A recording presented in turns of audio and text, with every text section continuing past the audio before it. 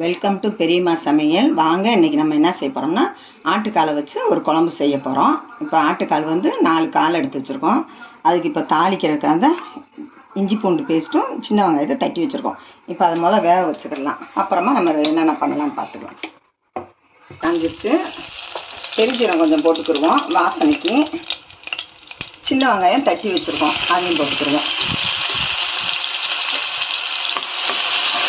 எடுத்துக்கலாம்.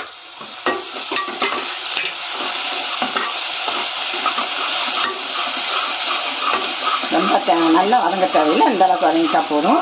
இப்போ நம்ம ஆட்டுக்கால் எடுத்து அதில் போட்டுக்கிடுவோம்.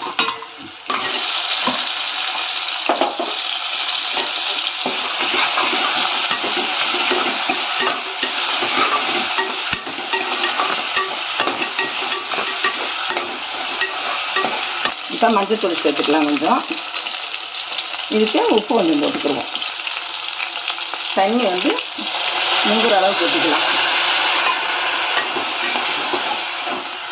இன்னும் ஒரு கிளாஸ் ஊற்றிக்கிறோம். இப்போ முங்குற அளவுக்கு ஊற்றியாச்சு. இதை ஒரு 10-12 விசில் வரைக்கும் நல்லா விட்டுருவோம். அப்போ தான் இது வேகும். பார்த்துக்கிட்டு நம்ம அப்புறமா இது பண்ணிக்கலாம். இப்போ வந்து ஆட்டுக்காலை வேக வச்சுக்கிடுவோம். அப்புறமா குழம்புக்கு என்னென்ன ரெடி பண்ணிக்கலாம். இப்போ மூடி போட்டு மூடிக்கலாம். அடுப்பில் வந்து கால் வெந்துக்கிட்டு இருக்குது. நம்ம அதுக்குள்ளே வறுத்து அரைச்சிக்கலாம். அதுக்கு வறுக்கிறதுக்கு என்னென்ன தேவைன்னா காஞ்ச மிளகா, மல்லி ஒரு 3 ஸ்பூனு, ஜீரகம் 1 ஸ்பூனு, பெருஞ்சீரகம் 1 ஸ்பூனு, மிளகு 1 ஸ்பூனு, 1/2 ஸ்பூனு, ஒரு பட்டை, 2 கிராம்பு இதெல்லாம் வறுத்து நம்ம அரைச்சிக்கலாம். தேங்காயும் வறுத்துக்கிறணும். வெங்காயத்தையும் நல்லா எண்ணெயில் வதக்கிட்டு எல்லாத்தையுமே நம்ம அரைச்சிட்டு குழம்பு வைக்கிறது எப்படின்னு பார்த்துக்கலாம். வறுத்துக்கலாம். மல்லி வறுத்து எடுத்துக்கலாம். தேங்காய் இந்த அளவுக்கு தேங்காயை வறுத்துக்கலாம். இப்போ இறக்கிறோம். வறுத்தாச்சு. இப்போ எடுத்துக்கலாம்.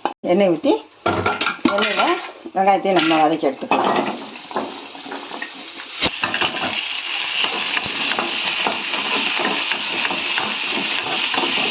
இந்த அளவுக்கு வதங்கினா போதும். வெங்காயம் சின்ன வெங்காயத்தை வதக்கிட்டோம் போதும். வதக்கி எடுத்துக்கலாம். ஆஃப் பண்ணி வச்சு இப்போ இது எல்லாத்தையுமே நம்ம அரைச்சிக்கலாம். பேஸ்ட்டாக அரைச்சிக்கலாம்.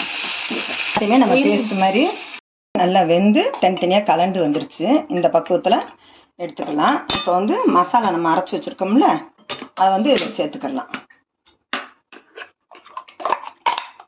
அதோட ஒரு தக்காளி போட்டு அரைச்சிருக்கோம்.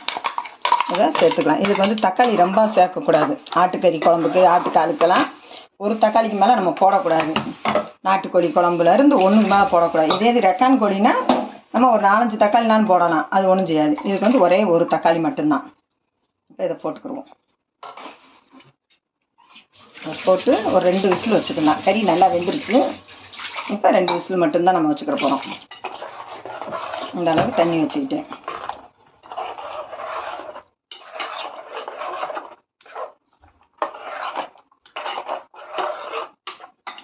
கொஞ்சம் உப்பு சேர்த்துக்கலாம்.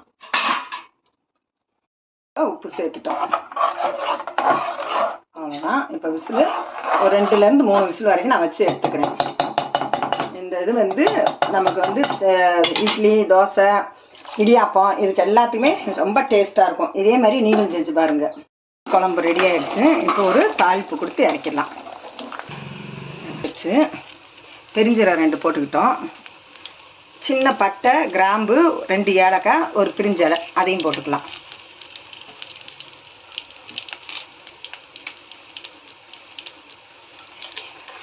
கருவேப்பிலை சரி. இது வந்து ஹெல்த்தாக இருக்கும். கால் வலி, மூட்டு வலிக்கு எல்லாத்துக்குமே இந்த ஆட்டுக்கால் குழம்பு சாப்பிட்றது அவ்வளோ நல்லது. அது சூப்பாகவும் குடிக்கலாம். இது வந்து நீங்கள் சப்பாத்திக்கு, பரோட்டா, இடியாப்பத்துக்கு எல்லாமே வச்சு சாப்பிட்டு பாருங்கள். நல்லாயிருக்கும். சாப்பாட்டுக்குமே நல்லாயிருக்கும். இந்த வீடியோ பிடிச்சிருந்தா ஒரு லைக் போட்டுருங்க. பெரியம்மா சமையலுக்கு ஒரு சப்ஸ்கிரைப் பண்ணிடுங்க.